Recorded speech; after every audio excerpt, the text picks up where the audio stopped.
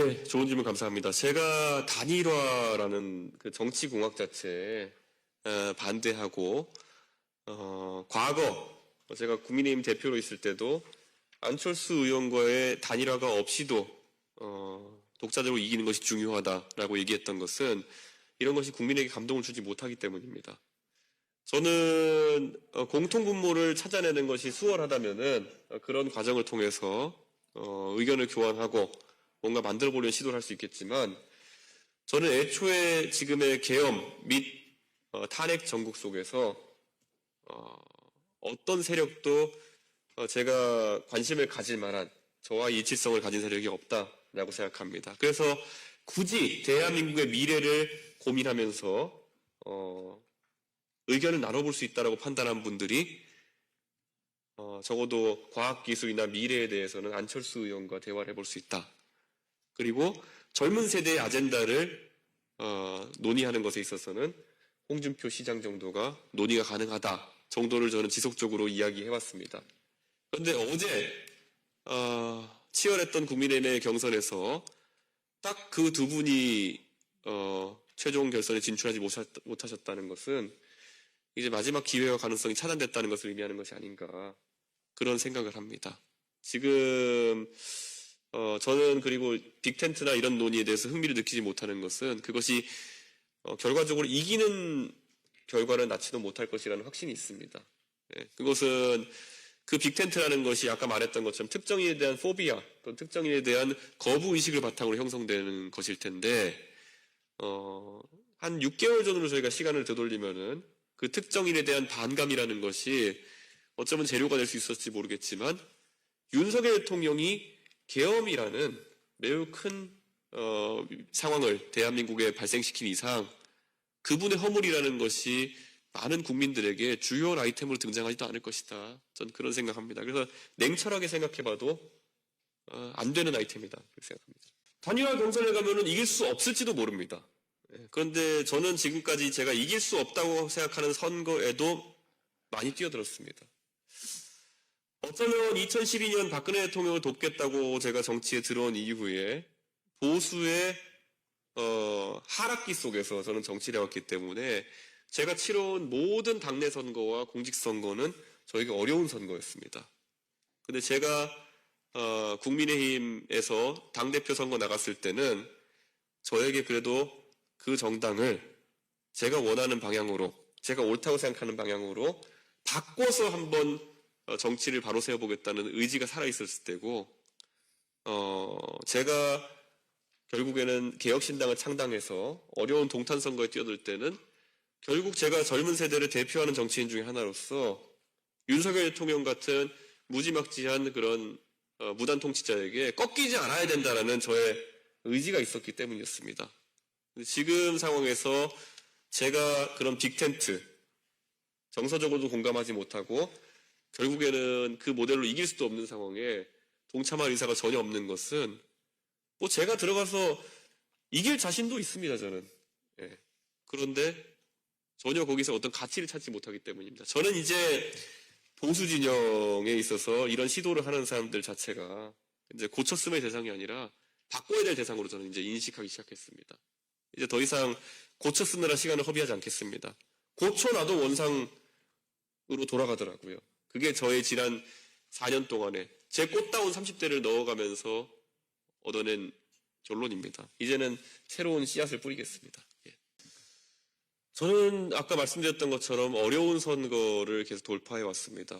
우리가 예전에 흔히 언론인들이 드는 사례로 나폴레옹이 이제 엘바섬에 상륙했을 때 파리에 접근해 갈 때마다 아주 분위기가 고조되어 가고 결국엔 역적에서 황제까지 등극하는 모습을 이제 그런 역사 속에서 본 적이 있는데요.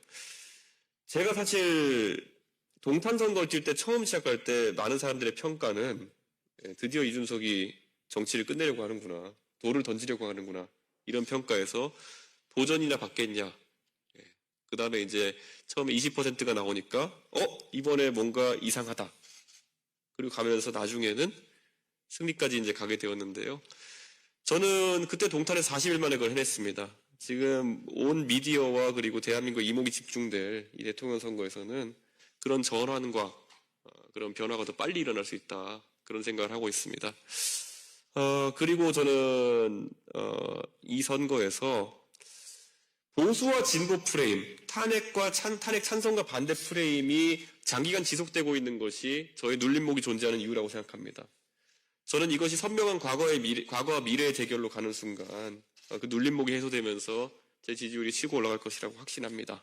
그리고 상식과 비상식의 구도가 또 형성되게 되면은 저는 제가 가열차게 비판해 왔지만은 이재명 후보의 경제에 대한 얕은 인식이라든지 이런 것들이 부각될 수 있는 기회가 될 것이다. 이미 테헤란로나 판교와 같은 IT밸리에서는 이재명 대표의 젠비디아 구상 같은 것들, 뭐 엔비디아 같은 테크 자이언트를 본인이 만들겠다고 하는 주장이라든지 이런 것들에 대해서 조소를 보내고 있습니다. 저는 그런 것들이 아마 젊은 세대에서 광범위하게 이제 새로운 분위기를 만들어낼 것이다. 그런 확신을 가지고 있습니다. 예전의 역사 속에서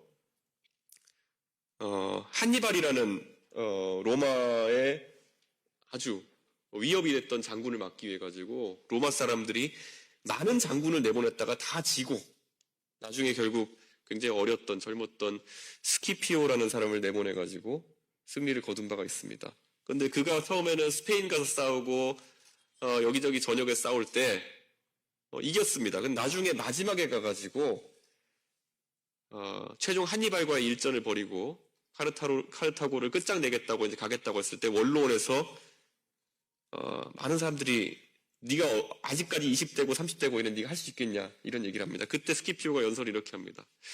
제가 4년 전에 제가 스페인에 가가지고 싸우겠다고 할 때는 보내줘 놓고 그거 이기고 왔더니 왜 지금 와가지고 또 더 나은 목표에 더 중요한 목표에 도전하겠다는데 제 나이를 들먹이고 왜 가능성을 의심하느냐. 제가 단 한 가지 또 말씀드리고 싶은 건요. 만약 이 얘기를 들으실 보수 진영의 분들이 계시다면요. 저는 박근혜 대통령의 탄핵 이후에 전국 단위 선거에서 이재명을 상대로 또는 민주당을 상대로 승리를 만들어냈던 유일한 지휘관이었습니다. 제가 대통령 선거와 지방 선거의 압승을 이끌어내고 난 다음에 그리고 다른 사람은 그 선거에 해내지 못한 3자 구도에서의 수도권 당선을 만들어낸 다음에 이제 다음 목표에 도전하는데 저의 그런 의지나 아니면 돌파력, 그리고 선거를 치르는 능력, 그리고 대한민국을 향한 그런 애국심에 대해 가지고는 저는 한 번 더 믿어주셨으면 하는 그런 생각입니다. 제가 한니발보다 더 두려움의 대상이 되어가고 있는 이재명 대표 꺾어서 보이겠습니다. 이게 무슨 의미인가요? 아무래도 저와 개인적인 친소 관계가 있는 분들은 제가 윤석열 대통령과의 관계 속에서는 사실 대한민국 국민 대부분이 저 포함해서 저분이 저럴 뿐일지 모르고 이제 협력 관계를 가져가다가 뒤통수 맞은 상황이라고 볼 수 있을 거거든요. 그러다 보니까 제가 잘 알지 못하고 의식적으로 저를 많이 견제해온 분들에 대해 가지고는 그 마음의 문을 열기가 어려운 것도 사실입니다.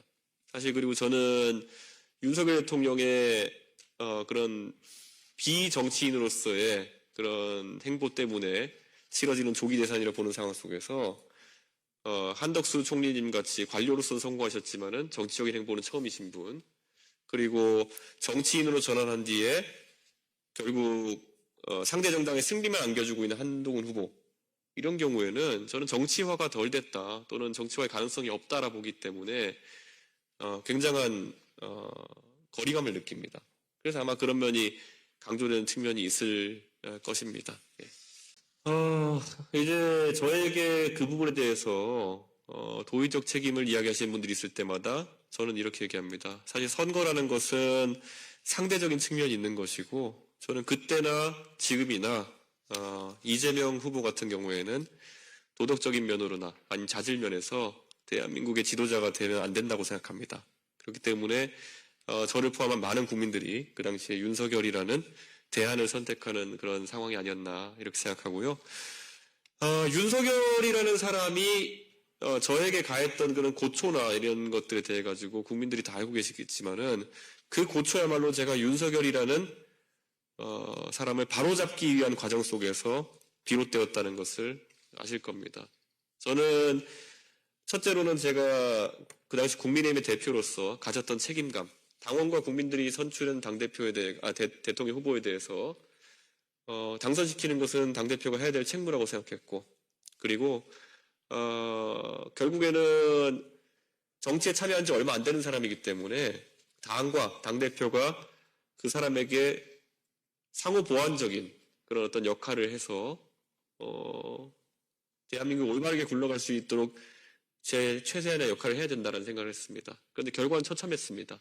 네, 저 개인으로서는 거의 인간으로서 모욕감을 느낄 정도의 모함을 당했고, 그로 인해 가지고 저는 제가 제 지역구인 상계동, 제가 제 고향이면서 제가 10년 가까운 기간 동안 인정받고 싶어서 밤새 제가 선거운동을 하고 다녔던 그런 공간을 내줘야 되는 상황까지 왔습니다. 그렇기 때문에 저 개인적인 아픔은 굉장하고, 거기에 대한 피상적이고 아니면은 그냥 옆구리 찔려서 하는 사과 같은 그런 이야기보다는 다시는 그런 정치공학적이고 그리고 호사가들의 바라는 방향대로 정치를 하지 않아서 제가 대한민국을 압도적 새로움으로 이끌어서 정치 문화를 바꿔놓는 방식으로 그 국민들에게 그런 미안함을 갚겠다라는 말씀을 드리겠습니다. 지금 저는 제가 개인적인 트라우마 때문이 아니라 지금 아까 말했던 빅텐트나 이런 것들이 또 똑같은 결과로 나오지 않을까.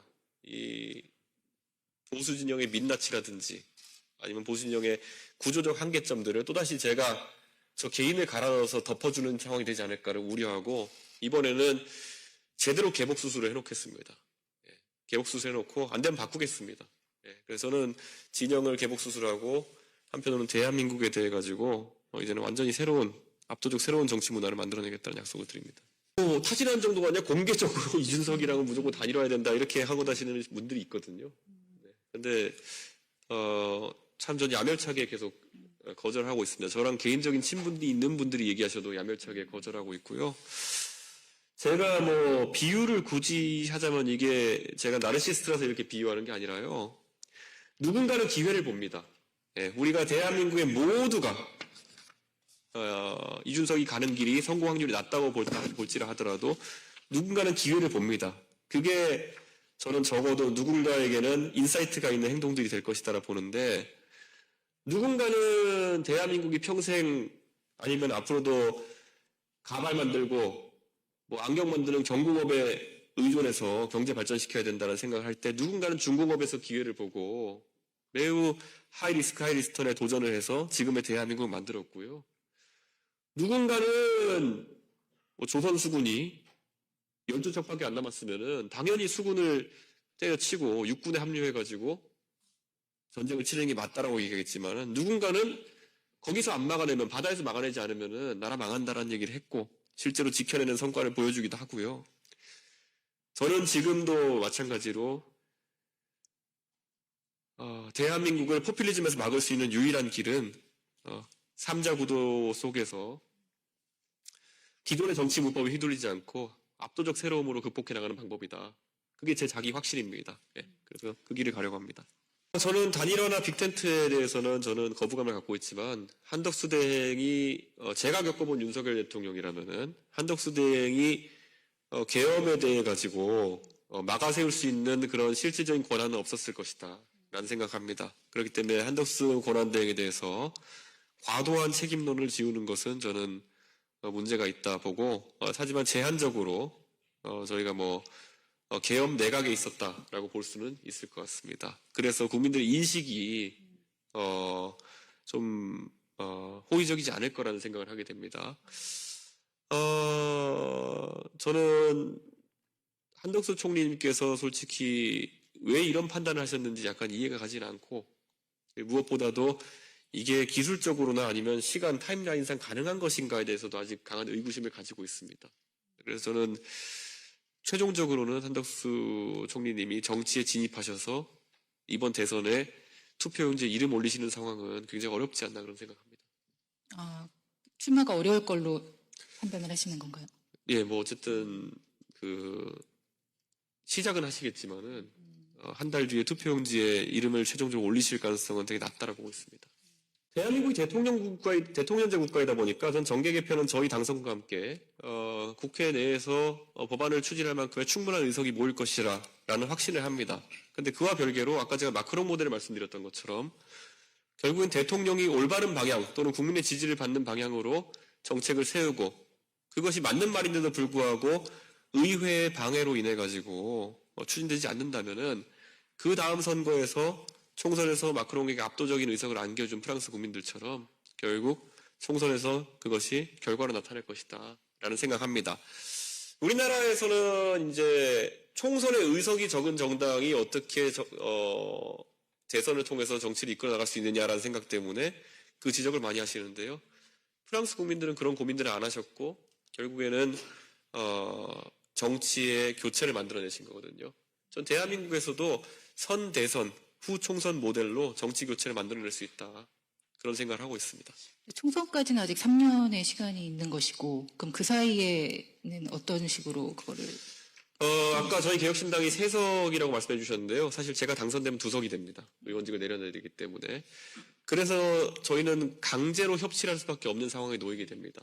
그래서 저는 제가 당선되면 그날 즉시 우원식 국회의장님께 상의를 드려서 국회에서 여야 협의를 통해서 총리를 추천해달라라고 말씀드릴 겁니다. 그리고 여야가 만약 합의에 실패하면은 민주당에서 총리를 추천해달라, 2인을 추천해주고 제가 그 중에 고르겠다라는 말씀을 드릴 겁니다. 협치가 강제된 상황에서의 협치라는 것은 지금까지 윤석열 대통령과 이재명 대표 같은 극단적 대립주의자들의 대립과는 다른 결과를 낳을 것이다. 저는 그렇게 생각합니다. 이번에 만약에 이재명 대표가 대선에 지게 된다면은 그도 아마 정계를 떠나야 될 겁니다. 대선 2번 지고 사실 극한 대립의 상황을 계속 국민들에게 보여줬던 사람이기 때문에 저는 그 다음에 민주당 지도부라고 하면은 충분히 협치 대상이 될 수 있다. 그런 생각합니다. 네, 전 충분히 생각을 해놨고 뭐 이름을 대면 당연히 선거법 위반이니까 갈 수는 없겠지만은 저희가 19개 부처를 13개 부처로 줄이겠다라는 그런 공약도 했습니다. 그와 동시에 13개 부처를 3개의 분야로 나눠가지고 안보 계열, 그리고 전략 계열, 그리고 사회 계열로 나눠가지고 안보부총리, 전략부총리, 사회부총리를 두겠다고 했습니다. 이것은 지금까지 장관이 겸임했던 구조를 벗어나가지고 책임부총리제입니다. 그렇기 때문에 저는 지금 부총리급의 인선에 대해 가지고는 제 머릿속에 이미 염두에 둔 인물들이 있습니다. 그리고 이들은 당파를 가리지 않고 필요한 인재들이다. 그래서 당파의 영향을 받지 않고 제 머릿속에 염두에 두고 있습니다. 그리고 장관급 인사 같은 경우에 뭐 13명의 인사 풀 같은 경우에는 충분히 복수로 제 염두에 두고 있는 인물들이 있습니다. 저는 정치란 제 스스로의 연구와 그리고 사람들과 소통을 통해서 지향점을 찾아내고 그 지향점으로 대한민국 국민들을 이끌어서 이 나라를 발전시키는 것이다. 이렇게 생각합니다. 그러기 위해서는 저에게 선명한 지향점이 존재해야 되고 그것을 만들기 위해서는 남들보다 열심히 학습하고 소통하고 연구하는 과정이 필요하다. 그렇게 생각합니다. 지금까지 대한민국 정치가 이 모양 이 꼴이 된 것은 저는 대한민국의 대부분의 정치인들이 아까 말했던 이끄는 역할, 즉 리더의 역할을 방기하고 다 팔로워의 정치를 했기 때문이다. 이런 생각을 합니다. 언제부턴가 여론조사 정치를 통해 가지고 여론이 원하는 방향으로 이끌려 다니는 정치가 횡행하게 되었습니다. 그 과정 속에서 이재명 후보와 같은 희대의 포퓰리스트들이 등장하게 되었고 그것이 미래 경쟁력을 갉아먹는다. 이런 생각을 하고 있습니다. 저는 이준석의 정치가 여러 면에서 주목도 받고 비판도 받지만 그 비판받는 부분의 대부분이 아마 이준석이 선명한 의견을 내기 때문일 것이다. 이렇게 생각합니다. 세상에서 제일 쉬운 것이 현학적으로 이야기하고 두리뭉실하게 얘기하는 걸 것입니다. 제가 그 화법을 몰라가지고 그렇게 하는 것이 아닙니다. 리더란, 지도자란 항상 방향성을 선명하게 그려줘야 된다. 그리고 그것에 대해서 정반합의 과정을 통해 가지고 저희가 뭐 약간의 방향 조정이 있을 수는 있겠지만은 뭔가 그래도 생산적인 정치가 돼야 되는데 저는 그게 정치라고 생각합니다. 이준석의 지도력이 문제가 되려면은 제가 국민의힘 대표를 하고 있던 시절에 국민의힘을 떠나거나 이런 사람들이 있어야 됐겠죠. 그런데 제가 국민의힘 대표를 하고 있는 동안에 적어도 정치인 중에 탈당을 선언한 사람은 제 기억이 나지 않습니다. 그리고 뭐 제가 봤을 때는 과거에 바른미래당 시절엔 보면은 유승민, 안철수 같은 우리가 기억하는 그 바른미래당의 지도자들도 많은 인사들의 탈당과 이탈을 경험했습니다. 안철수 의원은 국민의당을 창당했을 때 38석의 의석을 당선시켰지만은 바른미래당으로 이제 다시 재구성하는 과정 속에서 절반 가까이를 민주평화당으로 떠나보낸 그런 이력이 있습니다. 그러면서 본인의 주 지지층이었던 호남 지지층도 떠나보내는 그런 상황이 생겼죠. 유승민 의원도 33명 정도가 바른정당의 창당에 함께했으나 나중에는 9명, 7명까지 줄어드는 결과를 겪었죠. 저는 이분들이 인성에 문제가 있었다든지 아니면 지도력에 문제가 있었다는 생각을 하지는 않습니다. 그리고 지금 민주당에서 탈당하는 사람이 없다 해가지고 이재명 대표가 인성이나 지도력에 대단한 능력이 있다 보지도 않습니다. 결국 대한민국의 이런 정치 환경 속에서는 어쩔 수 없이 총선이나 대선을 앞두고 신규 창당에 합류했던 인물들이 빠져나가는 것이 일상다반사다 이렇게 생각합니다. 그래서 저는 지금 개혁신당이 그러면은 제가 재작년에 소위 상계동 갈비집 탈당 선언을 통해 탈당할 때 규모보다 불어났느냐 아니면 줄어들었냐를 말씀드리면은 제 느낌상으로 3-4배 이상 불어났습니다. 그렇기 때문에 이 3당 4당의 정치라고 하는 것은 사금을 채취하는 것과 비슷하다 봅니다. 우리가 강바닥에서 모래를 한 움큼 펴가지고 키질을 하다 보면은 가장 무겁고 가치 있는 것들이 남아가지고 사금이 되는 것이고 그걸 모아가지고 우리가 가치를 만들어내는 것인데 우리가 거꾸로 이 모델을 잘못 이해해가지고 사금 채취를 강바닥에 핀셋을 들고 가가지고 하나씩 뽑아서 사금을 채취하려고 하면은 그건 쉽지 않습니다. 그래서 저는 제 개인의 인사 철학과도 비슷한데 많은 사람들이 개혁신당에 참여할 수 있도록 하고 누구든지 문호를 개방하고 여기에서 본인의 기회와 그런 어떤 발전 가능성을 찾는 사람들이 남아가지고 지금까지 조금씩 불어나는 그런 발전상을 저는 기대하고 있습니다. 저는 대화와 타협이 이준석의 본질이기 때문에 많은 토론에 실제로 서슴없이 임한다 이렇게 볼 수 있을 것 같습니다. 제가 보수 진영에서 정치를 했지만은 냉정하게 따지고 보면은 그 당시 사회에 굉장한 분열적 존재로 인식되었던 노무현 대통령 같은 경우에 오히려 토론을 하자, 계급장 내려놓고 이야기하자는 말을 자주 하셨던 분으로 기억합니다. 저는 대한민국이 그 방향으로 탈권위와 소통의 문화로 조금 변해가야 된다라는 인식을 갖고 있습니다. 그리고 그 방향으로 바뀌길 기대하면서 제 스스로가 그 도전을 하고 있다고 생각합니다. 일례로 들어서 지금까지 정치권에서는 좀 타협과 대화가 어려운 대상이 있으면은 오히려 그들을 약간 꼬다로운 보릿자루처럼 만들어주고 의례적인, 현학적이고 피상적인 대화만 하는 위치로 만들어버린 경우가 있습니다. 가장 대표적인 예가 전장현 같은 곳이겠죠. 솔직히 전장현이라 이런 단체를 대응하는 여의도의 방식이라 하면, 여의도 문법대로라면요. 제가 그냥 시원하게 하면 1년에 한두 번 정도 만나주고 내내 한 다음에 그 다음에 연락 끊는 겁니다. 그게 사회 갈등의 문제 해결 방식이냐라고 했을 때 저는 그게 아니라고 생각합니다. 그래서 저는 전장현의 박경석 대표 같은 분과 저는 생각이 다르지만은 종편 방송사에서 공개적으로 2시간 가까이 토론하기도 하면서 그분들의 주장이 오히려 대한민국에 알려질 기회를 만들었고 저도 제가 거기에 반박할 기회를 만들었고 그 토론의 결과 지금 한 3년 정도 지나가지고 전장현에 대한 국민적 인식도 많이 바뀌었고 그분들이 무엇을 원하는지 하지만 그분들이 하는 것 중에 무엇이 잘못되었는지가 또 노정되었거든요. 저는 계속 이런 것들은 수면 위로 끌어올려가지고 대화하는 방식으로 가야 된다. 저 솔직히 말하면 제가 교육이 부족했던 것도 아니고 완곡화법과 좋은 게 좋은 거지 하는 법은 제가 하려고 작정하면은 아마 대한민국에 제일 잘할 겁니다. 예. 피상적으로 현학적으로 말하고 둘러서 얘기하고 자기가 문학가인 줄 아는 듯이 해가지고 벚꽃이 피면 뭐가 뭐가 된다 이런 거 있잖아요. 저는 일을 해결하는 사람이 되고 싶고 저는 대한민국을 바꾸고 싶은 사람이 되는 것이지 저는 그런 어떤 현학적인 언어로 저희 인생을 낭비하고 대한민국의 소중한 시간을 낭비하고 싶지 않다. 그런 말씀 드리겠습니다. 그래서 앞으로도 논쟁적일 것이고 저는 거기에 대한민국의 미래가 있다 이렇게 봅니다. 함익병 원장님은 특이한 케이스입니다. 저와 비슷하게 극도의 논리 중시형이기 때문에 서로가 저희가 논쟁을 하기도 하고 서로 설득되면 바로 받아들이는 그런 스타일입니다. 제가 함익병 원장님과는 그 가족도 같이 교류해서 그런데 함익병 원장님은 그 사모님과도 그렇게 대화를 하시더라고요. 그러니까 그런 극한의 논리적 대화를 중시하는 인물 사이에서는 또 그런 것이 전혀 서로 간에 어떤 불쾌함 없이 그런 논쟁을 이어갈 수 있다는 것이 저와 한익봉 원장님이 나이 차가 좀 남에도 불구하고 뒤끝없는 관계로 항상 이렇게 논의를 할 수 있는 상황이 되는 것 같기도 하고요. 저는 우리가 고도 성장기에 있었을 때는 여유가 있었다는 생각을 합니다. 우리가 하는 선택이 다소 좀 최선의 선택이 아니라 하더라도 우리는 끝없이 우상해야 할 것이라는 대한민국 사회의 믿음이 있는 것이죠. 그럴 때는 그 여유를 바탕으로 해가지고 남의 말도 좀 틀린 말도 들어주고 그래 뭐 시행착오를 좀 겪으면서 가도 되지 이런 것이 있었다면은 지금 대한민국 그리고 젊은 세대에게는 그 여유가 없다는 것을 인정해야 될 것 같습니다. 우리가 지금 과학기술 패권 경쟁에서 조금이라도 그냥 입에 발리는 소리 때문에 시간을 낭비하게 되면은 그것이 우리의 경쟁력 저하로 이어지고 도태까지 갈 수 있는 상황이라고 저는 인식합니다.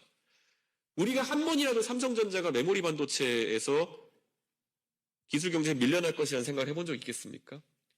그런데 그 HBM이라는 그 사업 영역의 일부에서 있었던 경영진의 판단 하나 때문에 메모리 업계 1, 2위가 바뀌는 상황이 발생할 수 있다는 것이 현실인 것처럼 저는요 지금 대한민국의 AI 전략 같은 것만 놓고 본다 하더라도요 제가 아까도 얘기했지만 뭐 이재명 후보가 100조 투자하겠다고 했더니만은 거기에 또 한동훈 후보는 200조 하겠다 그러고 잘 짜여진 정책이 어떻게 100의 단위로 끊어질 수가 있습니까? 그런 것부터가 이분들은 굉장히 피상적으로 이런 걸 접근하는 것이고 이런 피상적인 숫자 노름하고 있는 상황에 우리 뒤처질 수밖에 없는 것입니다. 현장에서는 이것보다 절박함을 느끼고 있거든요. 그래서 제가 여기에 대해서 지적을 할 수밖에 없는 것이고 이건 생존의 문제다. 저는 그렇게 생각합니다. 정치 문화에 따라 다르다고 말씀드린 게요. 아마 저나 아니면 아까 유시민 장관 같은 분들 아니면 함익병 원장이 말하는 걸 보면서 야, 어떻게 저렇게 기분 나쁘게 얘기하지? 싸가지 없지 이렇게 말씀하시는 분이 있다면요. 영국에서 우리보다 의회 정치가 훨씬 더 발달하고 오랜 기간 동안 정당 간의 토론 문화가 발달해서 영국의 PMQ라는 것을 찾아보면요. 총리가, 그러니까 수상이죠. 여당 당수죠. 여당 당수가 나와가지고 야당 당수와 요 조그마한 테이블 앞에 놓고 서로 윽박지르면서 대화합니다. 거기서 총리가 무식하다고 망신받는 일도 있고요. 야당 당수가 그냥 말 그대로 인터넷 조롱감이 될 정도로까지 공격당하는 경우도 있습니다. 그것은 그들이 싸가지 없어서가 아니라 그만큼 치열한 겁니다. 네, 저는 대한민국에서 더 이상 그런 현학적이고 진짜 피상적인 대화들로 대한민국 정치권이 굴러간다면 저마저도 사실 기대가 사라질 것이거든요. 그래서 우리는 더더욱 함익병스러워지고 이준석스러워지고 유시민스러워질지도 모른다. 네. 뭐 만약에 정말 제가 만약에 대통령이 된다면요. 저는 영국의 PMQ보다 더 치열한 토론회장을 만들겠습니다. 윤석열 대통령이 했던 도어 스태핑 이런 것 수준이 아니라요. 저는 우리가 뭐 항상 영수회담 이런 거 한다 그러면은 뭐 몇 명이 만나느니 뭐 몇 대 몇이 만나는 것 때문에 싸우는데요. 형식 구애받지 않고 야당 당수와 만나가지고 이야기하고 전과정 공개하고 그렇게 하겠습니다. 그게 대한민국이 앞으로 생존을 할 수 있는 유일한 방법이라고 생각합니다. 저는 뭘 바꾸고 싶으십니까?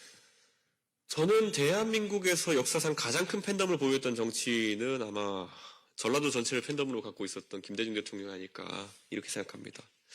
그 팬덤은 참 특이했다는 생각을 해요. 그러니까 그 팬덤은 어쨌든 80년 5월 광주의 아픔이나 이런 것을 통해 가지고 거의 김대중이라는 정치인과 일체화 또는 내재화의 과정을 겪었고 그래서 그분이 그 뒤에도 어려운 정치의 과정을 대통령이 되실 때까지 10여 년간 겪으셨지만은 든든한 지원자가 되어줬죠. 제가 기억하는 것은 단 한 번도 김대중 대통령께서 그 거대한 팬덤을 누군가를 공격하는 데 직접적으로 지령을 내리거나 하진 않았다는 것이 기억이 납니다. 저는 그래서 그 팬덤이라는 것이 어쩌면 대한민국 민주주의 발전에 있어가지고 오히려 기여를 한 사례로 저는 기억될지도 모른다. 그런 생각을 합니다. 그와 반면 지금 일부 정치 지도자들이 운영하는 팬덤은 김대중 대통령의 그 팬덤과는 비할 바도 없을 만큼 작을 뿐더러 근데 그 작은 팬덤이 인터넷 문화라는 것과 결부되어 가지고 다른 사람을 공격하는 수단화가 된 것에 대해서 저는 굉장히 유감을 갖고 있습니다.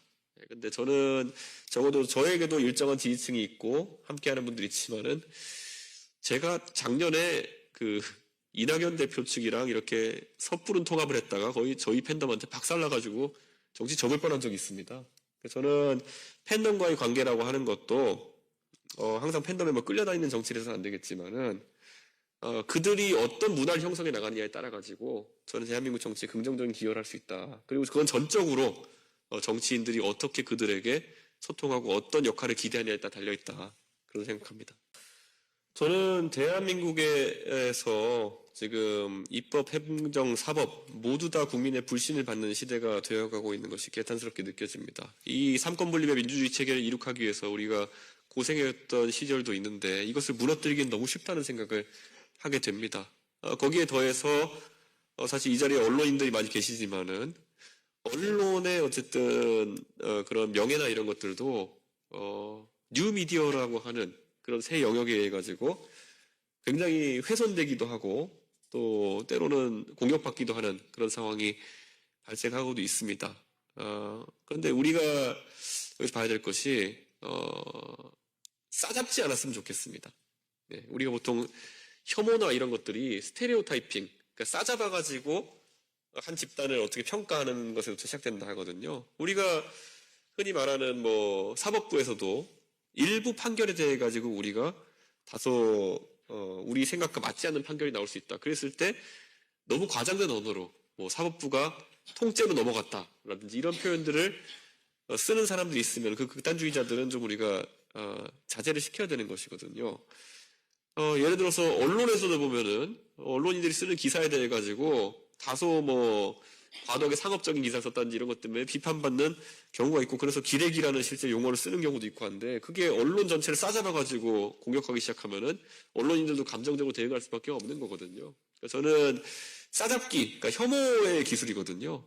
그러니까 저는 그런 것에 대해 가지고는 우리 사회가 굉장히 냉철해져야 된다. 뭐든지 싸잡으면은 그때부터 사회 갈등이 양산되는 겁니다. 흑인은 다 이래.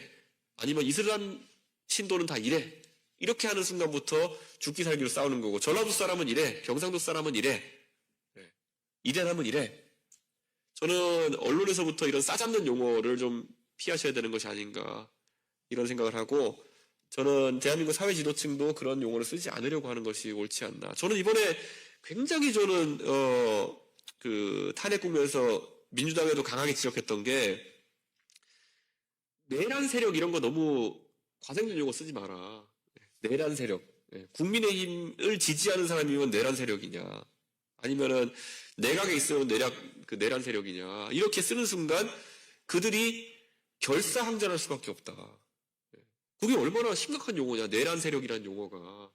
예전에 우리가 보면은 어느 누군가를 아니 뭐 통일에 대한 조금만 생각이 달라도 종북이라 낙인 찍어버리면은 사실 종북이 얼마나 심각한 용어입니까? 반역자 아닙니까 사실상. 북한 체제를 옹호한다고 하는 것은 친일은 얼마나 위험한 용어입니까? 친일 반민족 행위죠 아닙니까 원래 풀네임이. 그런데 이런 용어를 싸잡는 용어를 쓰기 시작하면서 극단적인 대립이 생겼다. 저는 그렇게 보고 있고요. 아까 진실에 대해서 얘기해 준 부분은요. 저는 언론사가 좀 더 용기를 냈으면 좋겠습니다. 아까 언론사가 비판을 받는다고 했지만은 사실은 그래도 언론의 팩트체크 기능이라든지 아니면 언론의 취재에 쏟는 이런 시간 이런 것들은 국민들이 존중하고 지켜보고 있습니다. 그런데 지난 부정선거 담론이나 이런 국면에서 언론은 제가 봤을 때 다소 비겁한 모습, 물론 정치인들도 비겁한 모습을 다소 보인 바가 있습니다. 제가 부정선거 담론을 꼭 집어서 얘기하자면요. 가장 비겁한 멘트가 이런 거죠. 부정선거는 없었지만은 일부 부실한 선거 관리의 측면이 있었다. 뭐 이런 거. 이거는 굉장히 저는 논조로서 이상한 논조입니다.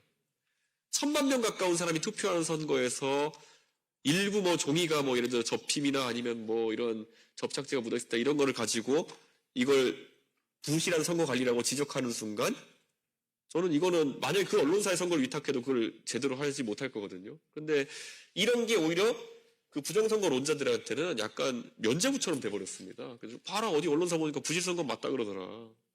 맞지? 내가 하는 말이 틀린 건 아니야. 그리고 그런 걸 가속화시키는데 때로는 언론사들이 조금 더 함익병 같고 이준석 같아져야 된다. 저는 그런 생각합니다. 그건 제가 공학도로서 저한테 만약에 그런 비슷한 것에 대해 가지고 의견을 내라 그러면은 저는 완벽한 보완책들을 만들어내면 된다. 그런 생각입니다. 원래 선거라는 거는 검증을 할 수 있는 것이 있어야 저희가 대조 검증을 할 수 있는 거거든요. 자, 그런데 지금 부정선거를 주장하시는 분들은 간단한 육하원칙을 뚫어내지 못하고 계세요. 제가 그분들 많이 만나서 토론도 하고 그랬는데 언제, 어디서, 누가 어떻게, 왜, 무엇을 어떻게 해서 부정선거를 하게 됐냐를 물어보면 이 중에 단 하나도 나오는 게 없어요. 그럼 보통 나오는 게 중국이 했다, 문재인이 했다. 어떻게 했냐, 그건 모른다. 뭐 이런 식으로 이제 흘러가게 되는 거거든요. 저는 형식 논리부터 우선 검증을 하고 들어가야 되는 부분이 있는 거고요. 여기에서 만약에 선거 시스템에 대해 가지고 들어가가지고 이런 조금씩 문제점이 있는 것들을 얘기한다고 한다면은 저는 그거 선관위 반박 자료 같은 것을 적극적으로 저는 언론에서 보도해야 될 의무가 어느 정도 있다. 이렇게 보고요. 실제로 저는 선관위 반박 자료에 상당한 논리적인 면이 있다고 좀 봤고요. 그 다음은 대안 제시입니다. 제가 컴퓨터 과학도로서 만약 선거를 이렇게 완벽하게 설계한다면요. 오히려 전자투표를 하자고 할 겁니다. 지금 정당 내 선거에서는 전자투표 같은 것이 많이 활용됩니다. 지금 모바일 투표를 말하는 것이 아니라 가서 현장에서 누르면은 하나의 결과는 서버로 전송이 되고 종이에 인쇄돼가지고 보이는 투표용지가 투표함에 떨어지는 방식으로 그래서 두 개를 나중에 교차 검증해 볼 수 있는 그런 선거 시스템이 이미 선관위에 구현되어 있습니다. 그런데 이걸 도입하자든지 뭔가 대안을 제시하는 것이 있어야 될 텐데 지금 우리나라의 선거관리위원들 어차피 뭐 알바로 오시는 분들도 있고 거기에 선거 실무자들 중에 보면은 뭐 공무원인데 그냥 투입되는 분들도 있고 이분이 체계적인 선거관리 교육을 받은 분들이 아닌데 이분이 전국에 만여 개 되는 어떤 개표소 아니면 투표소에서 발생하는 문제에 대해서 어떻게 책임을 질 수 있겠느냐. 저는 그런 것들을 자신감 있게 얘기해야 된다. 그냥 당위론에 빠져가지고 아니 그래도 한 표라도 잘못되면 안 되지. 저도 알아요. 그런데 그걸 그럼 구현을 어떻게 할 것이냐에 대해서는 현실적인 한계가 있다는 것을 저는 드러내서 얘기해야 되지 않을까. 저는 그런 생각이고 물론 이 담론의 과정 속에서 선동가들 때문에 언론사들이 상당한 공격도 받고 그래가지고 힘들어했던 걸 알고 있지만은 그래도 저는 진실을 보도하고 또 패기 있게 보도하는 건데 뭐 독재 정권 때 싸우던 것에 비하면은 저는 덜한 압박 아니겠습니까? 뭐 선동가들이 하는 것이 저는 그냥 일반적인 1000만 명 단위의 선거에서 발생하는 네. 그냥 그런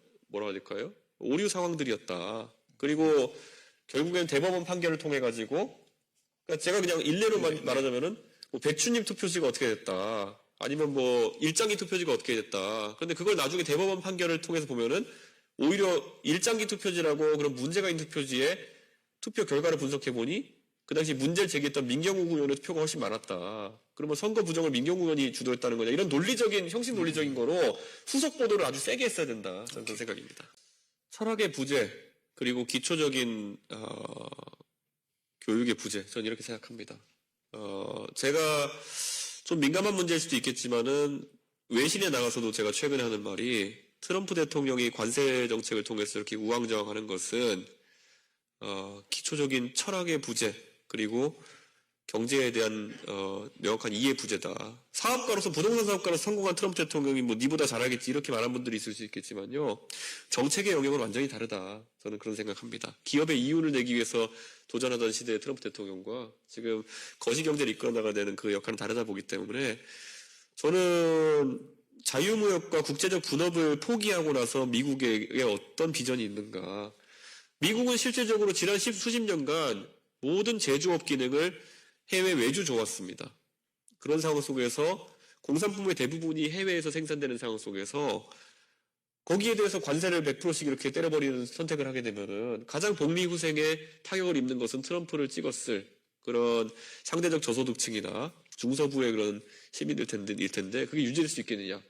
그냥 그런 지적을 제가 동맹국 트럼프 대통령에도 하는 것처럼 이재명 대표는 제가 이렇게 말씀드릴게요. 그냥 먼저 그냥 아무거나 지르고 나서 그 다음에 갖다 붙이는 겁니다.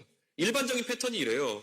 이재명 대표가 할 줄 아는 건 매표니까 매표를 위해서 뭘 주겠습니다 먼저 얘기해요. 그 다음에 후속 질문이 들어오는 게 돈은 어디서 낼 건데 그러면 희한한 자금 소스를 만들어냅니다.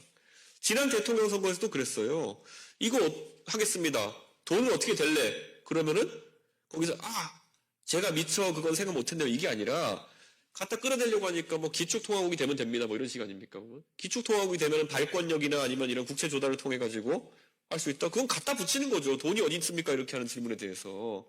이번에도 이재명 대표가 여러 가지 뭐 기본 시리즈나 이런 것들을 본인이 내세우고 있으니까 아니 그럼 돈은 어떻게 될 겁니까? 하니까 최근에 뭐 인터넷 타보니까 들어본 엔비디아라는 회사가 있는데 그럼 우리도 엔비디아 같은 거 만들고 그 지분 30% 우리가 갖고 있으면은 배당으로 돈 땡겨가지고 세금을 없애고도 그런 걸 할 수 있다. 이런 표현을 정확히 씁니다. 근데 규모도 안 맞고요.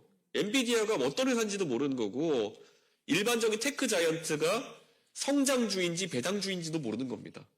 그런 어떤 세금을 대체할 만한 기업의 지분이라면은 배당주가 돼야 되는 것이거든요. 근데 성장주에 투자해가지고 계속 지분 팔면서 그러면은 국민들의 그런 세금을 대신 내주겠다는 것인지. 예전에 그런 것도 있어요. 아무 생각 없이 그 계양구 선거 나가고 이러면서 김포공항을 없애버리겠다. 그러니까 그 다음에 그럼 어떻게 됐습니까? 제가 그래 가가지고 아니 김포공항을 없애면은 제주도에 있는 사람들은 관광업도 못하고 다 굶어 죽으란 얘기입니까? 그럼 앞부싸이야 되거든요. 아, 내가 생각이 짧았다. 김포공항을 없애버리겠다고 하면은 강서구나 아니면 양천구, 계양구 주민들은 좋아할지 모르겠지만은 제주도 분에 있는 분들은 다 망하겠구나라는 생각을 하고 아이고 제가 생각이 짧았습니다. 그것에 대한 대책은 따로 마련해가지고 말씀드리겠습니다. 다른 공항 대체지 만들겠습니다. 뭐 이런 식으로 가는 게 정상적인 정치인인데 뭐라 답했냐면요. 앞으로 비행기는 수직이 착륙하니까 걱정 없습니다. 이런 식으로 갔어요. 지금까지 보잉이나 에어버스 같은 민항기 회사에서 수직이 착륙용 민항기를 대규모로 만드는 그런 200석, 300석짜리 만드는 경우는 없습니다. 그렇기 때문에 저는 이재명 대표의 이런 아주 우리가 바둑을 둘 때도 한 수 앞을 내다보고 그 돌을 놓는데 그러니까 저 같은 사람 만나면 계속 그런 지적만 당하는 거예요. 예, 뭐 많은데 이건 어떻게 되는 거죠? 그러면은 미안합니다. 좀 다시 생각해 보습니다. 아니라 그냥 뜬금없는 철학적으로도 경제학적으로도 말이 안 되는 얘기 계속 던지는 상황인데 저는 이재명 대표의 그런 경제학이나 철학은 뭐 우리가 우왕좌왕이라 표현할 수도 없고요. 그냥 괴짜 경제학이다. 이렇게 얘기해야 될 것 같아요. 보통 영어로 프리코노믹스라고 이제 얘기하는데 괴짜 경제학의 이재명이다 이렇게 말씀드립니다. 이분이 리더에 적합하지 않은 거죠. 제가 이분을 묘사할 때 이분의 경제정책이나 여러 가지 역사에 대한 관점이라는 걸 보면은 항상 4차로쯤 된 대로에서 대한민국 국민들의 스펙트럼 넓습니다. 본인은 1차로에 서가지고 가장 왼쪽에 서 있는 사람이에요. 저는 이재명 대표가 아무리 지금 변신을 하려고 해도 이분은 맨 왼쪽 차선에 서 있는 분입니다. 그런데 그냥 오른쪽 깜빡이를 넣고 있어요. 자기가 오른쪽에 뭐 이렇게 전향할 것처럼.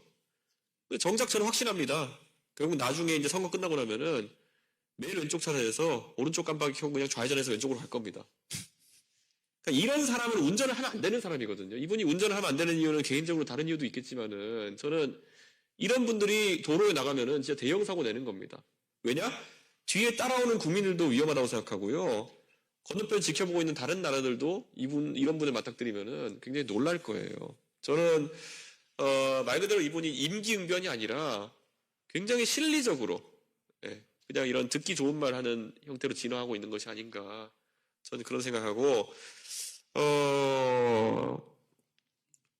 이재명 대표가 한미동맹에 대해 가지고 과연 어떤 이해를 하고 있고 어떤 관점을 갖고 있는지 저는 굉장히 두렵습니다. 왜냐하면은 민주당의 대다수의 외교 쪽에 조언하시는 분들 같은 경우에는 한미동맹에 대해 지금까지 우려스러운 발언 아까 소개해 주신 것처럼 그런 것들을 보여주신 분도 있기 때문에 저는 지금도 왼쪽 깜빡이 계속 넣고 있다. 오른쪽 깜빡이 넣고 있으면서 왼쪽으로 갈 준비하고 있다 이런 생각입니다. 제가 며칠 전에 그래서 사실 이 대선이 참 황당하다 이런 생각이 들어서 누가 지금 나와 있는 후보 중에 나랑 제일 생각이 비슷하고 관점이 비슷할까 했더니 이공계 출신으로 탄핵에 찬성했고 계엄에 반대하는 용기 있는 모습 보여준 안철수 의원이 떠오르더라고요. 예.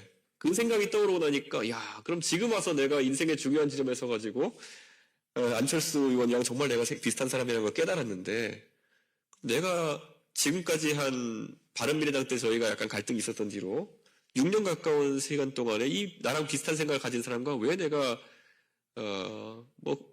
이렇게 갈등 관계를 가져왔는가 제가 굉장히 후회되더라고요.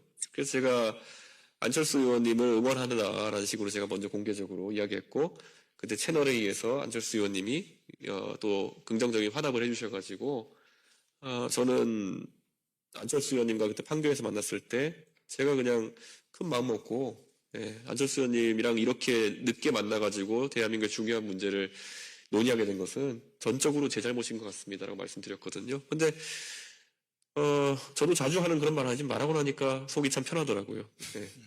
그래서 늦었다 생각하면서도 그 생각이 드는 순간 앞으로 그런 얘기를 많이 하려고 합니다. 명태균 씨와의 관계에 대해서 저는 처음부터 저 잘 아는 사람이에요. 그 사람 이렇게 얘기했어요. 네. 지난 대통령 선거 때 윤석열 후보가 정치를 하지 않던 인물이다 보니까 초기에 많은 사람들이 그 주변에 붙었죠. 그래서 지금 와서 소위 윤핵관이라고 불리는 의원들의 면면을 살펴보면은 뭐 최근에 돌아가신 장제원 의원도 계시지만 이분들이 사실 보수 정치에서 주류라고 불리긴 좀 어려운 분들이었습니다. 근데 그분들이 재빠르게 사실 윤석열 후보 주변에 포진하면서 또 주류가 되는 과정을 거치려고 했고요. 여의도 정치권에 있던 많은 컨설턴트나 아니면 많은 그런 소위 업자라고 불리는 분들 중에서도 윤석열 대통령 후보에게 접근하는 분들이 있었겠지만은 어떻게 또 창원에 있던 분이 올라와가지고 이렇게 접근해가지고 이분이 말하는 스타일이나 이런 것이 대통령이랑 좀 맞았나 봅니다. 그래서 되게 빠른 시간 내에 그 윤석열 후보의 신임을 얻더라고요. 그래서 윤석열 대통령이 가끔 청개구리 같다 이렇게 말씀드리는 경우가 있는 게 제가 뭐 하자 그러면 얼마나 격렬하게 반응하면서 안 하려고 했는지 잘 아실 겁니다. 제발 지하철 내려가서 인사 좀 하면 안 됩니까? 그랬더니 그거 안 한다고 몸 비비꼬면서 이렇게 했던 분이 이 명태균 씨가 하는 조언 같은 건 굉장히 잘 듣더라고요. 그래가지고 그런 메신저의 역할을 명태균 씨가 상당히 많이 했던 적이 있습니다. 그런데 여기서 명쾌한 거는 지금 명태균이라는 사람에 대해 가지고 뭐 워낙 사회적으로 관심 많이 받던 스캔들이었기 때문에 이분이 뭐 여론조사를 뭐 어떻게 했니 이런 거 나오지만 전 처음부터 외과 수술적으로 얘기했거든요. 김건희 여사에 대해 공천 개입 이야기를 할 때 2024년 그러니까 7불사에서 만났다고 할 때 그분이 제시했던 그것만으로는 저는 이거는 완결성이 없다라고 제가 판단해가지고 이거는 뭐 폭로의 대상도 안 된다고 제가 얘기했다. 지금 실제로 그게 사실로 드러나고 있죠. 언론사에 보도했던 내용을 보면은 나도 김영선 도와주고 싶지 그런데 뭐 어쩔 수 없다는 식으로 얘기했다고 이게 어떻게 공천 개입일 수 있겠느냐. 그런 것처럼 저는 지금까지 계속 저한테 그런 질의가 올 때 저는 있는 그대로 얘기를 하고 있거든요. 그래서 저는 지금까지 제가 뭐 말한 부분에 대해서 모순되거나 배치되는 것은 없을 것이다 그런 생각을 합니다. 이렇게 하시면 될 것 같아요. 저는 잘 아는 분이고 실제로 저랑 친분 관계에 있었으니까 이분이 창원에서 올라온 사실 그런 여론조사 업을 하는 업자류의 그 컨설턴트류의 사람인데 이분에게는 두 가지의 독립된 공간이 있었던 거예요. 뭐냐면은 그 전하 김종인 위원장이나 윤석열 대통령 같은 분들에게 이제 얘기를 하고 이럴 때는 여기는 그분이 레퍼런스를 얻기 위한 존재들이었던 것 같습니다. 내가 이런 사람들과 다니는 사람이야. 이 레퍼런스를 얻기 위해서 저희에게서 그래서 전하 김종인 위원장이나 윤석열 대통령에게는 뭐 금전적 요구라든지 아니면은 저희한테 무리한 요구라든지 아니면 뭐 이런 게 전혀 없었거든요. 그러니까 제가 그냥 단적으로 말하면 저한테 명태균 씨가 말을 놓은 적도 한 번도 없습니다. 네. 그래서 일부 언론에서 무슨 뭐 강혜경 씨의 말을 듣고 저한테 뭐 명태균 씨가 뭐 준서가 이렇게 제가 그래서 그런 얘기하는 분들한테 그 취재하는 언론인들한테 명태균 씨랑 저랑 대화하는 거 녹취 같은 거 들려준 적도 있어요. 깍듯이 저한테 얘기합니다. 그러니까 이 서울에 있는 사람들한테는 그런 레퍼런스를 사는 사람들이었고 이분이 이제 원래 본인의 사업적 본거지인 창원에 가면은 여기서 이제 뭐 강혜경 씨라든지 뭐 얘기 나오는 김태일 씨 이런 사람들한테는 내가 서울에서 이런 사람이라는 얘기했어. 이런 걸 좀 과장해서 얘기한 측면이 있는 것 같습니다. 그래서 이분의 녹취 같은 것들이 이제 그 창원에 있는 사람들이랑 한 녹취들이 이렇게 나오지 않습니까? 그게 지금 우리 국민들이 실제로 느끼는 점과 실제와의 괴리인 겁니다. 그래가지고 굉장히 김종인 위원장도 약간 황당하다는 반응이고 저도 이제 보면은 제가 가장 많이 하는 반응이 뭐냐면은 저는 강혜경 씨를 몰라요. 저는 강혜경 씨랑 얘기해 본 적도 없어요. 근데 강혜경 씨는 저를 되게 잘하는 것처럼 이제 막 여기저기 인터뷰하고 이러는데 이 보도들에 있어서 제가 처음부터 아쉬웠던 건 뭐냐면요. 보도에 보통 우리가 크로스 체크라고 하죠.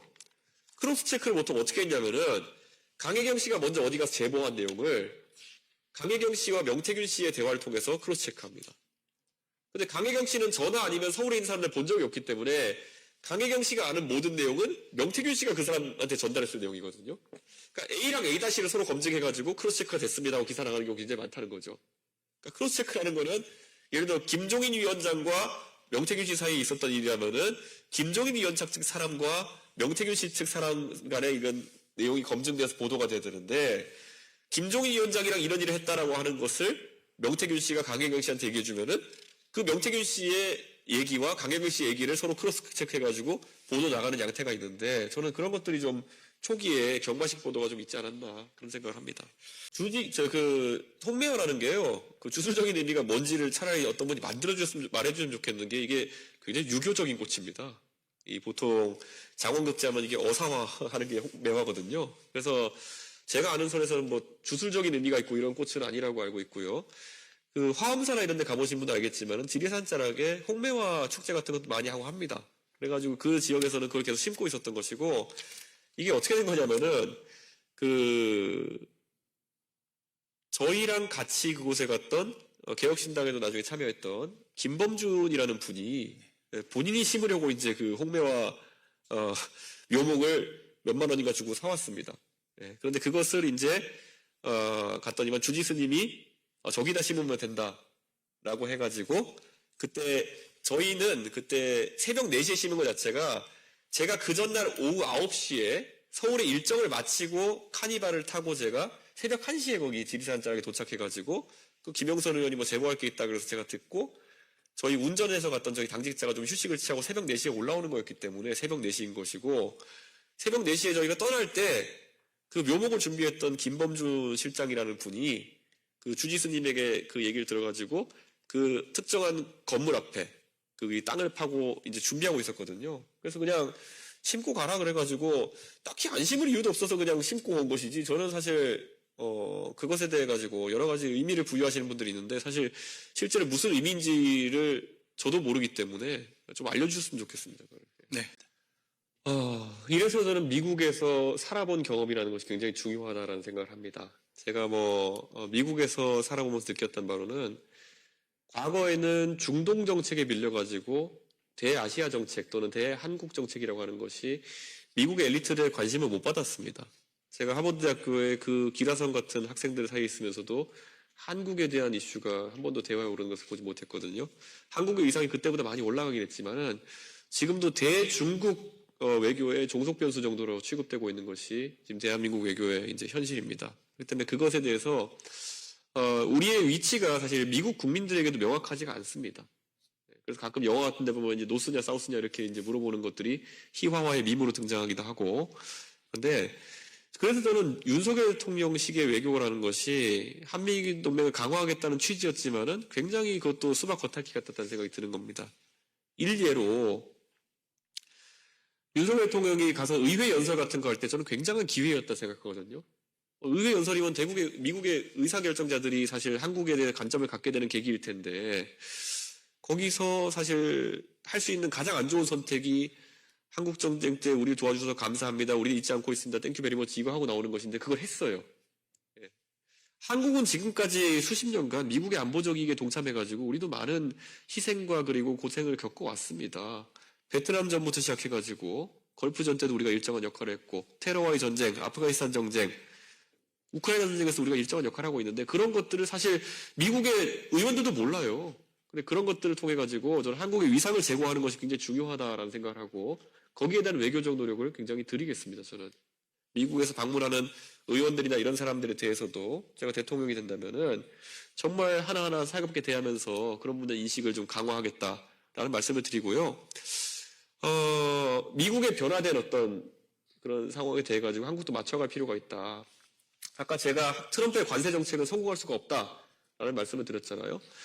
유럽과 미국의 관계도 상당히 오래됐는데 트럼프가 유럽에 대해 가지고 그런 어떤 나토의 역할을 축소하려 한다 이럴 때 유럽이 공동 대응을 시작하고 있습니다. 캐나다와 멕시코는 사실 미국과 틀어질 수가 없는 나라인데 지금 상황에서 캐나다 같은 경우에 굉장히 센 어조의 이제 발언들을 하기 시작하거든요. 저는 대한민국도 냉정하게 말하면은 그런 어떤 상황에 맞는 태도 변화가 필요하다라는 생각을 합니다. 그래서 저는 트럼프 행정부에게 할 말은 하는 외교를 좀 하게 되는 것이 아닌가. 그것이 한미 관계의 변화이다. 그런 생각을 합니다. 트럼프한테 저는 가장 먼저 이런 얘기 할 겁니다. 지금 한국에 대해 가지고 여러 가지 무역 장벽을 높이는 순간 가장 타격을 입게 될 곳은 아마 미국에 있는 자동차 산업과 그리고 전자산업, AI 관련 산업일 것이다.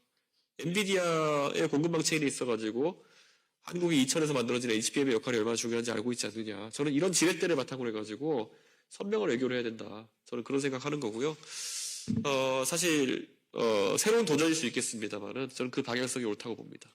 저희가 이제 중국과의 관계에서 좀 조심해야 되는 것은 중국이 굉장한 경제적 위기에 빠져 있는 것은 사실인 것 같습니다. 그 공급을 최대한 확대해가는 형태의 중국 경제성장 모델에서 지금은 중국의 공급만큼 세계가 소비를 해주지 못하는 상황 속에서 물량 밀어내기 하고 있는 상황이거든요. 가장 대표적인 게 철강이나 이런 곳에 있어서 한국의 포스코가 지금 이제 위협받고 있는 상황 같은 것도 중요하고요. 우리가 최근에 작년 같은 경우만 해도 알리, 테무발 대란 같은 것이 있었습니다. 어떻게 1불짜리 물건을 샀는데 배송비도 없이 한국까지 날아 들어오냐. 그것은 공급을 통해 가지고 물량 밀어내기를 중국이 하고 있다는 그런 이야기거든요. 저는 우리가 대중국으로는 적절한 환율 정책 같은 것을 저희가 펴서 그런 일이 실제 우리 산업 자체를 무너뜨리지 않게 하는 것이 중요하다. 지금 포항이나 이런 것들 가보면은 철강 산업 같은 경우 굉장히 위험한 상황이 됐고 여수에도 석유화학단지가 지금 이제 사실상 경쟁력을 잃어가고 있는 상황이거든요. 이걸 방어하기 위한 적절한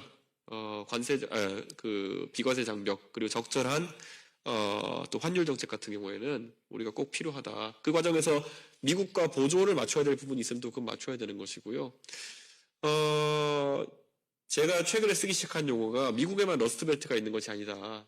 우리나라에도 러스트벨트가 있다. 국가산단, 구미 아니면 또 온산 아니면은 또 포항, 창원, 군산 이런 곳들의 문제에 대해 가지고 대중국 정책 저희가 잘 만들어내야 된다 이런 강조를 하고 싶습니다. 저는 제가 90년대 때 제가 받았던 통일교육이라는 건 정말 쓸모없는 교육이었구나라는 걸 느끼게 됩니다.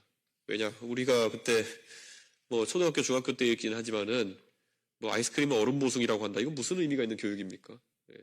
그런데 사실 오히려 통일을 앞두고 젊은 세대가 조금 더 고민해봐야 될 지점은 만약 통일이 현실화되면은 우리가 제도상에 어떤 판단을 해야 될 것이냐. 제가 가장 많이 던지는 화두가 통일이 됐다. 그럼 북한의 토지를 우리가 민간에 불화할 것이냐, 아니면 국가 소유로 두고 중국식 임대를 하느냐, 어떻게 할 것이냐 이런 것도 고민해봐야 된다. 아니면 n분의 1 해가지고 북한 사람들의 새 출발 자금으로 줘야 되는 것이냐. 이거 한번 논의지 않았고. 자, 그러면 김정은을 어떤 사람으로 규정할 것이냐. 우리는 사실 천안함 사태, 천안함 폭침 등을 일으킨 굉장한 범죄자로 지금 보고 있는 관점이 공식적인 관점인데, 그럼 만약에 김정은이 평화통일에 합의를 하게 되면은 그 사람한테 면책을 할 것이냐. 동독과 서독의 관계에 있어서 가지고 그때는 물론 서독이 동독을 흡수통일한 것이지만 서독은 호네커를 법정에 세웠습니다. 호네커가 동독 주민이 탈출하는 것을 총살하도록 했다는 것 때문에 호네커를 법정에 세우고 재판받다 죽었거든요. 김정은한테도 그렇게 하겠느냐. 그러면 김정은이 호의적으로 반응 안 할 텐데. 북한에 어떤 것까지 인정하겠느냐. 우리가 국립묘지가 있다 그러면 혁명 열사령도 국립묘지를 인정할 것이냐. 이런 주제를 던지면은 오히려 통일에 대해서 더 젊은 세대가 가깝게 느껴지고 재밌게 생각합니다. 이런 화두들에서. 그런데 지금까지는 사실 이런 것들이 테이블에 많이 안 올라왔었거든요. 저는 적극적으로 그런 걸 테이블에 좀 올리고 싶고요. 통일을 저는 하나의 기회로 봅니다. 왜냐하면 지금 저출산이 고착화되어 있는 상황 속에서 소비 시장을 늘리고 노동인구를 다수 편입시킬 수 있는 방법의 하나로서 저는 통일의 긍정적인 측면을 보거든요. 그래서 일반적인 그 비용만을 생각하는 젊은 세대와는 조금 다른 관점을 가지고 있습니다. 그런데 이런 것들을 그래서 저만 해도 제가 40대 초반이 이제 됐는데 그 20, 30대와의 간극이 좀 있다 한다면 설득해 나가야 되는 거거든요. 저는 그래서 이런 새로운 아젠다들을 많이 테이블에 던져놓고 싶다. 그런 생각입니다. 그리고 제가 흡수통일을 얘기했던 거는요. 80년대까지였으면 모르겠지만 이제 북한의 제도 중에서 건질 만한 게 없는 것 같습니다. 북한의 경제제도, 교육제도 뭐 이런 것들 하나도 건질 게 없기 때문에 우리 체제로 완전한 통일이 이루어질 것이다. 그런 생각을 하기 때문에 그런 말씀을 드린 겁니다. 저는 핵이라는 것은 결국 어느 정도 핵에 의한 공포에 의한 평화라는 걸 만들어낼 가능성도 있다 봅니다. 저는 그런 의미에서 북한 핵을 긍정적으로 평가하는 건 아니지만은 오히려 김정은이 핵을 갖게 되는 순간 우리는 핵의 억지력을 강화해야 되는 것이고 우리가 일정한 핵의 억지력을 보유하게 되는 순간 저는 오히려 대화의 장이 만들어질 수 있다는 생각을 합니다. 예를 들어서 지금 그래서 윤석열 정부 때부터 우리가 노력했던 것이 지금 북한의 핵 투발 수단 중에서 대부분의 것들은 우리가 뭐 킬체인이라든지 아니면 요격 수단을 통해 가지고 막아낼 수 있다 생각하는데 딱 하나 지금 우리가 우려하는 것은 동해안을 통해서 북한의 SLBM에 탑수된 만약에 핵탄두가 밑으로 남해안으로 내려왔을 때 뒤에서 쏘면 우리가 어떻게 하느냐. 레이더는 전부 다 북쪽을 향하고 있는데 그래서 우리가 거기에 대해서 막아내기 위해서는 호주가 하는 것처럼 그 핵 추진 잠수함을 획득해가지고 그 북한 SLBM 탑재 잠수함에 대한 상시 감시 체계를 만들어야 된다. 요 정도의 핵 저지력만 완성된다고 한다면은 저는 우리가 충분히 북한과의 협상에 나설 수 있는 상황이고 그 과정 속에서 저는 김정은이라는 사람을 사실 우리가 얼마나 세밀하게 이렇게 파악하고 있냐에 대해서는 아직까지 좀 부족한 부분이 있다고 생각하거든요. 저는 김정은이랑 뭐 일부 정보에 따르면 나이 차가 1살이고 나이 차가 2살이고 이런 얘기가 있는데요. 비슷한 연령대 그리고 김정은도 스위스에서 서구적인 교육을 받았던 사람으로서 어느 정도 다른 지점을 찾을 수 있는 부분이 있다. 그리고 김정은도 지금까지 뭐 자기랑 20살 가까이 나이 차이 나는 지도자들을 만나서 얘기할 때랑 저를 만났을 때 느낌은 좀 다를 수 있다. 그런 생각을 하고 있습니다. 그래서 저는 오히려 핵의 힘의 균형이나 이런 쪽 속에서 뭐 외교의 다른 장르들이 싹 텄던 것처럼 고르바초프의 헤링무드라든지 아니면 뭐 핑퐁 외교라든지 이런 것들이 싹 텄던 것처럼 새로운 전기가 마련될 수 있는 것이 바로 이준석 정부에서의 가능성이다 이렇게 봅니다. 네, 어쨌든 보수정당에서 핵 자강론이 나오는 것은 자연스럽다 이렇게 보는 것이 햇볕 정책이 실제 핵무장을 막아내지 못했다는 결과론적인 그런 과오가 있습니다. 또는 결함이 있습니다. 그렇기 때문에 우리도 그에 상응할 만한 핵 억지 전력 또는 핵 무력을 가져야 된다는 그런 얘기가 나올 수 있는 것이고요. 다만 이게 저는 완벽하게 NPT를 탈퇴하고 저희가 핵 탄두를 만드는 것까지 도달해야 되느냐 아니면 아까 제가 얘기한 것처럼 핵 억지력을 위한 물론 이제 핵의 군사적 이용을 어느 정도 하는 것이긴 하지만 핵 농축을 통해 가지고 원자력 잠수함을 통한 핵 추진 잠수함을 통한 억지력을 만들어 나가느냐 이게 1단계고요. 두 번째로는 핵 잠재력이라고 요즘 우리가 얘기하고 있는데 결국은 유사 상황 또는 긴장이 최고조로 올라갔을 때 우리가 NPT를 탈퇴하고 바로 이제 핵 무기를 만들 수 있는 단계까지 도달하는데 걸리는 리드 타임을 단축해 놓는 단계 정도까지 가는 것 이게 있는데요. 저는 그 두 가지 정도는 충분히 우리가 검토해야 되지 않나 그런 생각을 합니다. 억지력으로서의 핵 추진 잠수함 그리고 핵 농축을 할 수 있을 만한 기술적인 어떤 그런 준비 또는 잠재적 준비 이런 것들은 필요하지 않나라는 생각이고요. 주한미군. 주한미군 같은 경우에는 저는 이것은 감축 여부가 오로지 미국의 안보적 이해에 따라서 결정될 것이라고 좀 예측하는 상황입니다. 실제로 과거에 그 이라크 전쟁이 발발하면서 상당한 수의 지상군 정력이 한국에서 이탈해가지고 아직까지 그것이 채워지지 않고 있는 상황이거든요. 저는 이것은 미국의 안보적 이익과 관련된 상황이고 대만과의 분쟁 가능성이나 이런 것들이 존재하는 상황 속에서 주한미군 철수가 크게 대두될 것 같지 않다 이런 생각이고 그래서 저는 미국과 만약에 분담금 협상이라든지 이런 거 있다고 했을 때 우리가 너무 저자세로 나갈 필요는 없을 것이다 이런 생각을 좀 하게 됩니다. 만약에 분담금 협상을 하게 된다면은 오히려 저는 이런 철수나 이런 압박에 의해서기라보다는 아까 말했던 우리의 핵 억지력과 핵 잠재력을 확보하기 위한 협상의 수단으로 활용해야 된다 그런 생각하고 있습니다. 그러니까 저는 윤석열 대통령의 의료 정책을 보면서 참 기가 막혔던 것이 참 저러기도 쉽지 않은데 민주당이 20년 동안 하고 싶었던 의대 증원을 윤석열 대통령이 받아가지고 자기 집에 수류탄을 터뜨린 거거든요. 저는 저런 사람은 처음 봤습니다. 남의 집 폭탄을 들고 와가지고 자기 집에 터뜨리는 사람은. 민주당도 차마 말을 못 꺼내던 그런 거를 자기가 들고 와가지고 개혁이랍시고 해가지고 의료 시스템을 다 망가뜨리는 이런 경우 처음 봤는데 우리가 이제 전형적인 그 의료 개혁이나 이런 걸 한다고 하면서 너무나도 가볍게 생각하고 달려든 것 같은 게 그 논리 들어가 보면 낙수 의사론이랑 OECD 통계밖에 없거든요. OECD 통계 비해가지고 의사수가 적다 뭐 이런 거. 근데 그런 선택적 통계 인용으로 인해 가지고 우리 시스템 자체의 고유성을 이제 잃어버리게 되는 건데 OECD 통계에 따르면 우리나라 평균 수명이 제일 높은 나라 중에 하나예요. 그러면 의사 수는 적지만 의료는 잘 되고 있다는 얘기인데 이걸 어떻게 받아들여야 되느냐. 저는 그래서 그런 섣부른 개혁에 대해 가지고 굉장히 문제의식을 갖고 있고 그래서 저는 의대 증원이 필요하지 않다라는 입장을 저희 개혁신당에서는 꾸준히 이야기해 왔던 것이거든요. 저희 개혁신당만 의대 문제에 대해 가지고 이런 선명한 입장을 밝혀왔던 것이기 때문에 역시 이번에도 개혁신당이 결국엔 이런 판단에 있어서 상당히 옳았다라는 그런 평가를 듣고 있는 지점도 있고요.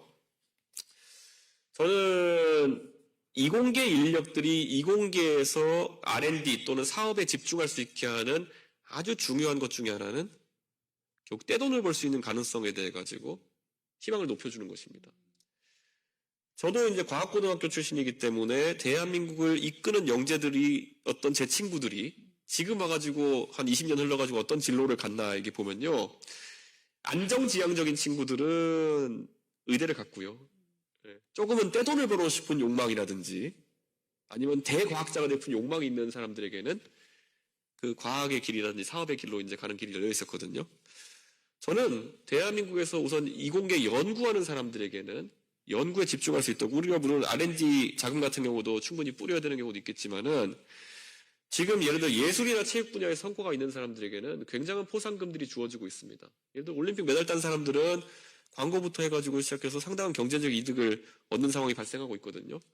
저는 과학자나 이런 이공계 기술자들에게도 보면은 국가에서 상당한 수준의 포상금 제도를 운영해야 된다. 그런 생각하고 있습니다. 특히 기초과학이나 이런 데 종사하는 분들 같은 경우에는 세계 유명한 연구 학술지에다가 뭐 논문을 내고 그런 것들이 포인트화 돼가지고 우리가 뭐 체육연금이라는 게 매달 따면 몇 점 이런 거 해가지고 나중에 연금 받는 거 아니겠습니까? 저는 과학기술인에 대해 가지고도 그 연구 성과에 대한 연금 적립을 할 수 있게 하는 것이 첫째로 굉장히 중요하다.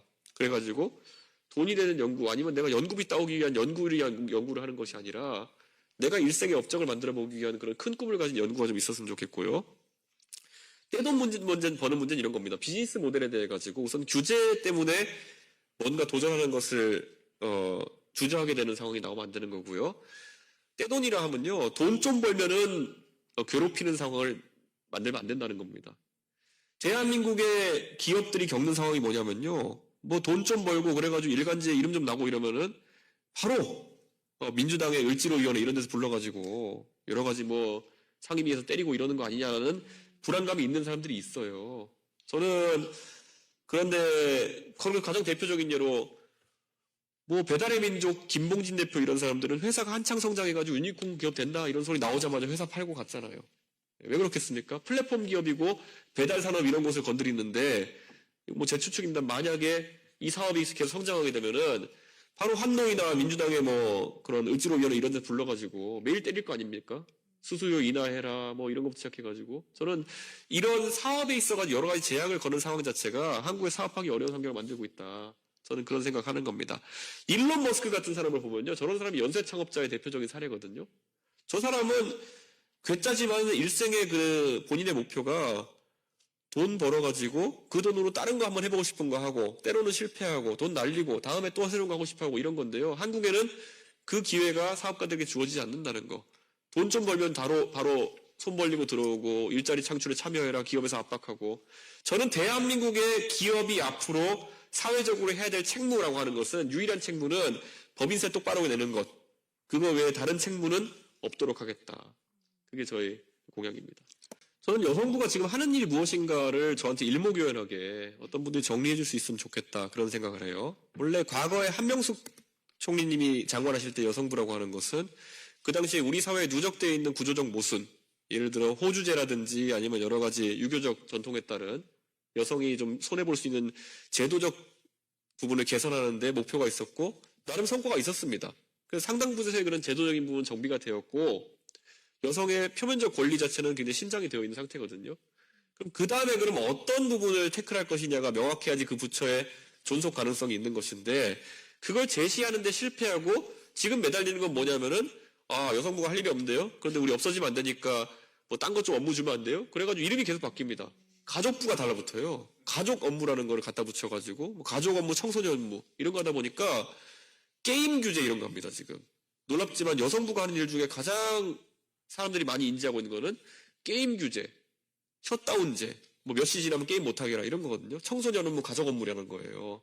근데 그런 거 자체가 오히려 부처의 존속을 위해 자꾸 일을 만들어내는 것이 아니냐 이런 인식을 갖게 되는 거고 이 부서가 이제 존재하면서 존재 이유를 만들기 위해서 자꾸 캠페인을 합니다.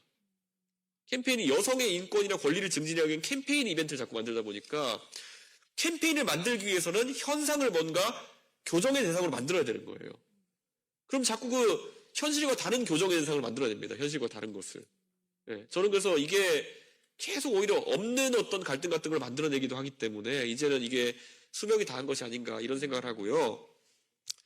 이제 저는 여성의 인권뿐만 아니라 성소수자 인권이라든지 아니면 보편적으로 약자에 해당하는 인권 문제는 그냥 국가 인권에서 다뤄야 되는 시기가 왔다. 저는 그런 생각을 합니다.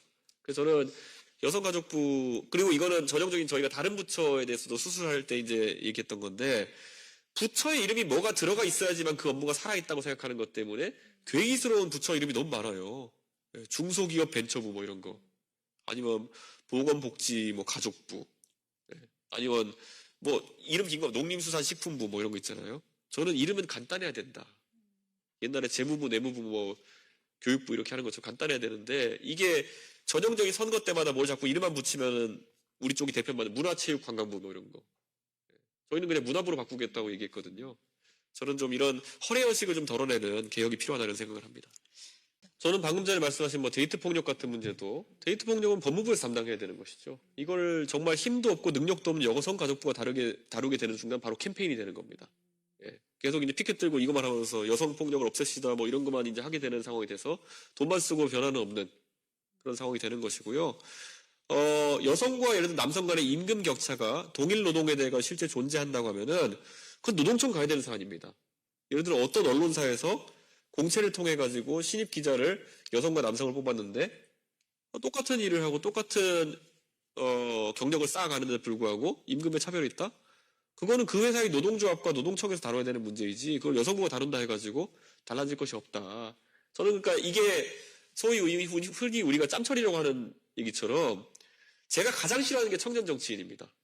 예, 저한테 누가 청년 정치인이라는 얘기를 붙이려고 할 때만 저는 다 거부해왔거든요. 그래서 제가 놀랄만치 제가 지금까지 10몇 년 동안 정치하면서 저한테 청년 정치인이라고 하면은 제가 인터뷰에서 항상 거부해왔거든요. 경제라는 것에서 청년 일자리를 따로 떼놓고 생각한다는 것이 가능하지가 않거든요. 경제가 발달하게 되면은 당연히 회사가 기업이 활동을 하고 그러면 청년 일자리도 생기고 노인 일자리도 생기고 뭐 이렇게 되는 것이지 청년 일자리만 따로 만들어야 된다. 이런 희한한 주문 상황을 넣게 되면요. 그럼 문재인 정부 같아서 어떻게 이제 파퓰리스트적으로 움직이냐면은 청년 일자리만 만드는 방법 뭐가 있겠습니까? 청년 인턴 아니면은 공무원 늘리기. 오히려 대한민국의 안 좋은 방향으로 결론내게 돼 있거든요.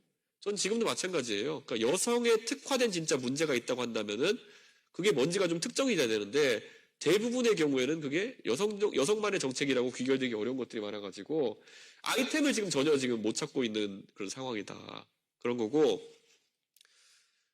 가장 대표적으로 여성의 승진이나 이런 구조적인 어떤 차별에 대해서 얘기 나올 때 유리천장이 있다 이런 것인데 대한민국의 과거 한 80년대 때 이제 경제 노동시장에 진입하신 분들이 그때는 아예 사회 밑단부터 여성들의 사회 참여가 적었기 때문에 지금 성장하는 단계에서 중간 관리자나 그 윗단계로 못 올라가신 분들이 많죠.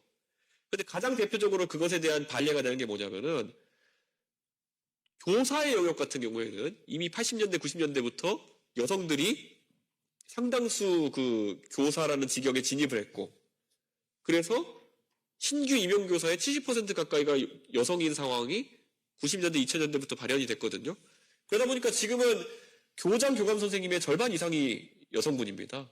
그 말인즉슨 우리가 하부부터 그런 어떤 그 수치 변화가 생기면서 점진적으로 이 변화가 오는 것인데 지금 여성계 일부에서 주장하는 건 뭐냐면은 안 된다. 지금부터 당장 5대5를 만들어야 된다. 이런 얘기를 하면서 오히려 갈등을 양산하는 거거든요. 밑에 처음에 20년 전에 입사할 때 성비가 차이 나는데 지금 갑자기 20년 뒤에 관리자급의 성비를 5대5로 맞추자 그러면은 그게 역차별의 가능성이 생기는 것이고 그게 실제 지금 남녀 간의 젠더 갈등의 상당한 본질이 되고 있는 것이거든요. 그런데 이런 5대5 젠더 상황을 계속 주장하는 쪽이 오히려 그런 여성주의 운동하시는 분이라 가지고 오히려 저는 그게 사리에 맞지 않는 주장들이고 그런 부분들을 여성부가 쫓아가면 큰일 난다. 저는 그런 생각을 합니다. 저는. 예, 우선 뭐 지금까지 보수 정권은 군 리필이 많았습니다. 예, 이게 왜 그런지 모르겠는데요. 박근혜 대통령 여성이니까 병역을 하지 않으셨고 그다음에 윤석열 대통령은 부동시 때문에 안 하셨던 그런 상황이었는데 저는 이제 산업기능요원을 했고 그래서 기초군사훈련까지 받았던 사람이기 때문에 총은 쏠 줄 압니다. 근데 그거를 넘어서서 국가의 어떤 안보나 국방 전략을 하는 것과 실제 사병으로서 기능할 수 있느냐 이런 건 좀 다르다라는 생각을 하게 됩니다. 그래서 우리가 군의 문민통제 같은 얘기를 하기도 하는 거고요. 전략적 사고가 굉장히 중요하다라는 생각을 하고요. 우리가 원래 고려 거란전쟁이라는 최근에 드라마를 보게 되면은 거기에 나오는 구국의 영웅처럼 묘사된 강감찬 같은 경우에도 이분이 전략적 사고는 있었지만 결국 나이 70 먹은 문신이었거든요. 근데 그분이 어쨌든 그런 전략적인 상황을 잘 컨트롤했던 거 보면은 저는 그런 부분에 대한 우려는 좀 덜 하셔도 되지 않을까라는 그런 생각을 하게 됩니다. 그리고 오늘 마침 저희가 그 공약을 발표했는데요. 지금 이런 겁니다. 윤석열 정부가 전 무책임하다 생각했던 게요. 200만 원으로 사병 봉급을 인상해놓고 그 다음에 부사관과 장교 그러니까 간부에 대한 처우는 어떻게 개선할지에 대한 고민이 없었기 때문에 이제 군에 가는 많은 젊은 세대가 아니 이렇게 갈 거면은 내가 빨리 그냥 복무 마치고 병으로 마치는 게 낫지 뭐 하려고 내가 장교나 부사관을 복무해가지고 옛날처럼 무슨 뭐 핸드폰 사용이 그쪽에만 열린 것도 아니고 뭐 여러 혜택이 있는 것도 아니고 취업이 잘 되는 것도 아닌데 왜 내가 그 길을 가야 돼? 이렇게 됐던 건데요. 그래서 저희가 이제 이걸 방치하지 않기 위해서 아마 대선 주자 중에 저희만 아마 이 문제를 좀 건드리고 있는 것 같은데요. 단기 장교와 단기 부사관의 획득 방법을 좀 바꿔야 된다. 그래서 저희가 사례 연구를 했더니만은 우리처럼 징병제를 통해서 징병량을 유지하기 위해서 많은 노력하고 있는 나라가 이스라엘하고 아마 싱가포르일 겁니다.